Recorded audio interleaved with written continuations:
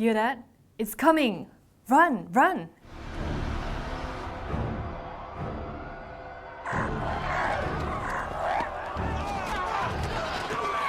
Yes, we are now literally facing World War Z, with that Z being the Zika virus. Malaysia last week reported its first case of Zika infection, a 58-year-old woman in Klang. She was infected on a trip to Singapore, which is currently fighting its own Zika outbreak from her daughter, who also has the virus. And Malaysians being Malaysians, what do? We freak out on Facebook. We were naked and there was a dog, and the back half was chasing him and we something. Well, for about a day that is. Don't get me wrong, I'm not downplaying how serious this is, and trust me, it is serious.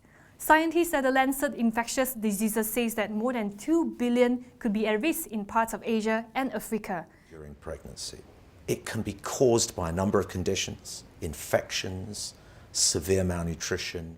For months, fear headlines have been the norm, showing the devastating effects of Zika, especially for pregnant women. And men with the Zika virus can also infect their spouses through intercourse. Scarier is the fact that we are still not sure of the long-term effects, which could range from temporary paralysis to Alzheimer's. Of course, if you believe the conspiracy theorists, the Zika virus is actually man-made and manufactured by a Liam Neeson-like figure who will eventually find you and kill you. The League of Shadows has been a check against human corruption for thousands of years. We sacked Rome, loaded trade ships with plague rats, burned London to the ground. Every time a civilization reaches the pinnacle of its decadence, we return to restore the balance. Oh wait, wrong movie. Never mind. The thing is, we already know how to fight this.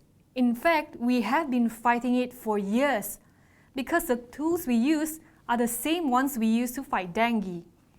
The virus is even carried by the same mosquito. So why isn't the outrage the same?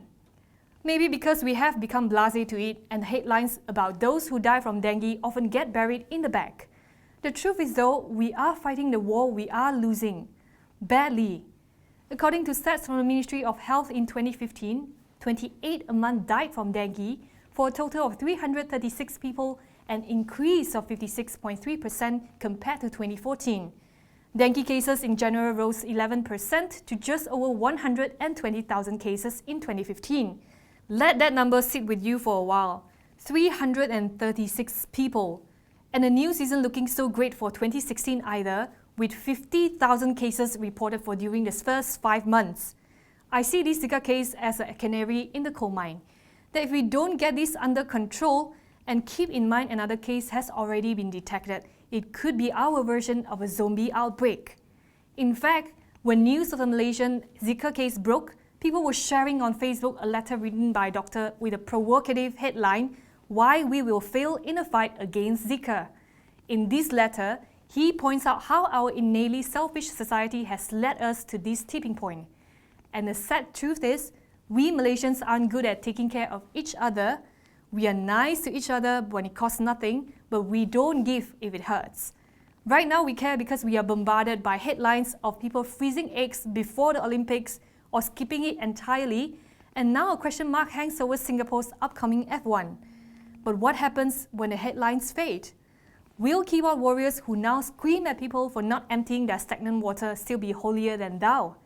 If you think this time will be different, remember how fears over H1N1 and Ebola came, scared the sunlight out of us, and just faded when the news did.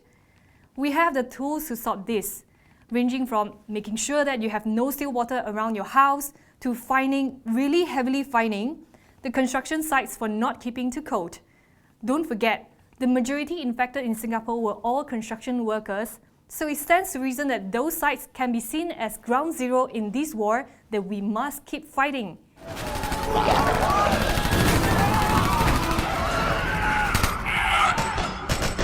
Above all, don't let this be another case of recycled headlines and recycled outrage.